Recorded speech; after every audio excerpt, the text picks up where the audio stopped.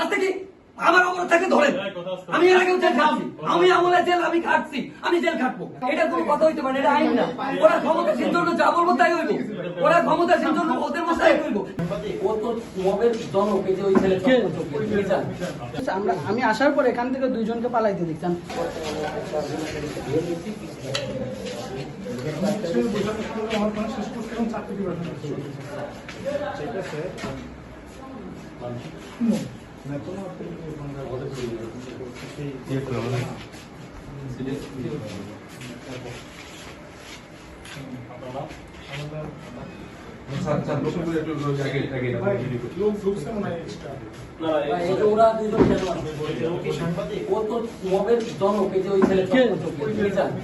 আমি মবের জনক।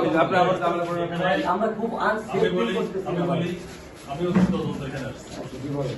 এখানে আমি আসার অত্যন্ত সেখানে প্রত্যেকটা লোকের নিরাপত্তার দায়িত্ব আমার। আপনার গায়ে ফুলের টোকা যদি কেউ দেয়, এটা দায়িত্ব আমার। বুঝাইছে কে মবের জনক, কে কিসের জনক, সেটা আই ডোন্ট কেয়ার। আপনার এখানে ওই জন্য মন্তব্য করার দরকার না। আপনার সিকিউরিটি আমার হাতে, আপনার সিকিউরিটি দায়িত্ব নিয়ে আপনি আপনাকে আমাকে এই জায়গা থেকে অবগত করা হয় যে এই জায়গায় যারা বিগত দিনে ছাত্রলীগ করতো তারা এখানে এসে তাদের আবার আগের কার্যক্রম অব্যাহত করার জন্য তারা এখানে ইয়া করতেছে। আমি আসার পর এখান থেকে দুইজনকে পালাইতে দেখতাম। তারা কারা গেছে জানি না, আরো দুই একজন যে ছাদে করে চলে গেছে এর কোনো আমি মানে যাইতেই পারি, যেহেতু এর রুম আবদ্ধ আছে, ছাদে করে চলে যেতেই পারি। এই জন্য আমি চাচ্ছি আমি চাচ্ছি যে আপনারা শর্ট মানে তদন্ত করে অ্যানালাইসিস করে আপনাদের যেটা করা দরকার সেটা করবেন। ও আমার বাসায় এটা মারছে, এটা কোনো কথা হইতে পারে, এটা আইন না। ওরা ক্ষমতাসীন জন্য যা বলবো তাই হইব, ওরা ক্ষমতাসীন জন্য ওদের মশাই হইব। না আজকে কি আমার অবস্থাকে ধরেন। আমি এর আগেও জেল খাচ্ছি, আমি আমলে জেল আমি খাচ্ছি, আমি জেল খাটবো।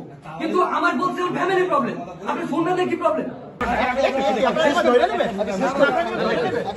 ভাই যারা সাংবাদিক আছে